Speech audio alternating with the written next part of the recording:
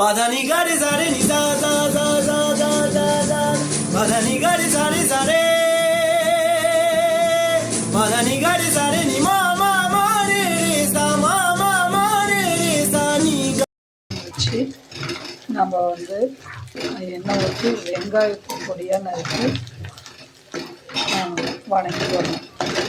கொஞ்சம் ப்ரௌனிஷாக இருந்தால் ரொம்ப நல்லாயிருக்கும். அதான் வந்து தக்காளியை பொடியாக நறுக்கிட்டு அது கூட கொஞ்சம் இஞ்சி பூண்டு பேஸ்ட்டு கலந்து தக்காளியை நல்லா வணக்கணும். எப்படி வெங்காயத்தை வணக்கணுமோ அந்த மாதிரி ரொம்ப சூப்பராக வணக்கணும். வணக்கத்தில் தான் டேஸ்ட்டே வரும். வேறு ஒன்றும் கிடையாது. நம்ம எவ்வளோ வணக்கிறோமோ இன்றைக்கி நம்ம என்ன செய்ய போகிறோன்னா இது இல்லை கடைசியாக சொல்கிறேன். ஓகே, தக்காளியும் இஞ்சி பூண்டு வெங்காயம் எண்ணெய் ஊற்றியாச்சு, வெங்காயம் போட்டு நல்லா வதக்கியாச்சு. அடுத்தது தக்காளி இஞ்சி பூண்டை ஒன்றா போட்டு இப்போ வதக்கி விட்டுருங்க. வெங்காயம் நல்லா வதங்கிக்கிட்டே இருக்குது. இப்போ நம்ம வந்து அடிக்கடி நடுவில் கிண்டி விடணும், இல்லாட்டி அடியில் தீ பிடிச்சிரும், அடி பிடிச்சிரும், மீன் அது கருகிடும். அது நம்மளுக்கு வந்து குழம்பு டேஸ்ட் இருக்காது. அதனால் குழம்பு கிடையாது இது, நான் சொல்கிறேன். இப்போ வெங்காயம் தக்காளி இஞ்சி பூண்டு பேஸ்ட் இது மூணும் நான் கலங்கிட்டே இருக்கு. இதுக்கு தேவையான உப்பு, மஞ்சத்தூள், குழம்பு மிளகாய்த்தூள் இது மூணுத்தையும் இப்போ சேர்க்க போகிறேன். இப்போ உப்பு போட்டாச்சு, குழம்புத்தூள் போட்டாச்சு, மஞ்சத்தூள் போட்டாச்சு. இதை நல்லா வணக்கணும். இது நல்லா வணக்கறதுல தான் ருசி வந்து இது அந்த அந்த ஃப்ளேவர் வந்து அது கூட ஒட்டும்.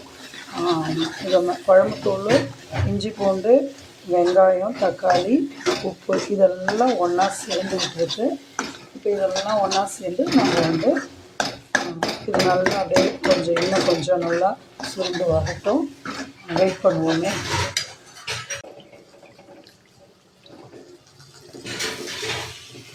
சின்ன புளி தான் நம்ம போடுறோம்.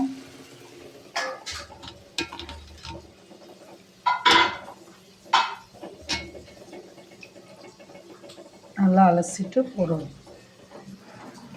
ஏன்னா மோஸ்ட்லி மணல் அதிகமாக இருக்கும். அதனால் நம்ம வந்து நல்லா கழுவிட்டு, இதில் மணல் கிடையாது, நல்லா கழுவுனது தான். அதனால் இதில் நம்பி போடுறேன். ஆனால் ஒரு 2-3 அலசிடுங்க. இப்போ சென்னாக்குனி தொக்கு ரெடி ஆகிடுச்சு. கொஞ்சம் லைட்டாக தண்ணி தெளிச்சிருக்கேன், அது கொஞ்சம் சுருண்டு வர்றதுக்காக. அந்த மிளகாத்தூள் வாசனைலாம் போகணும் இல்லைங்களா, அதற்காக. இது எல்லாமே இப்போ ஃபைனல் ஆகிடுச்சு. இப்போ இதை இறக்கி சர்வ் பண்ண வேண்டியதான். கொஞ்சம் லைட்டாக அப்படியே எண்ணெய் மேலே மிதந்து வரும்போது நிறுத்திக்கலாம். அவ்வளோதான். தேங்க்யூ. இதோட லஞ்சுக்கு கொடுத்து அனுப்புகிறேன். அதுக்கு வந்து தொட்டுக்கையாக 2 முட்டை வெந்துக்கிட்டு இருக்கு. இது வேகும்போது உடையாமல் இருக்கணும்னா ஒரு 2-3 உப்புக்கல் போடுங்க.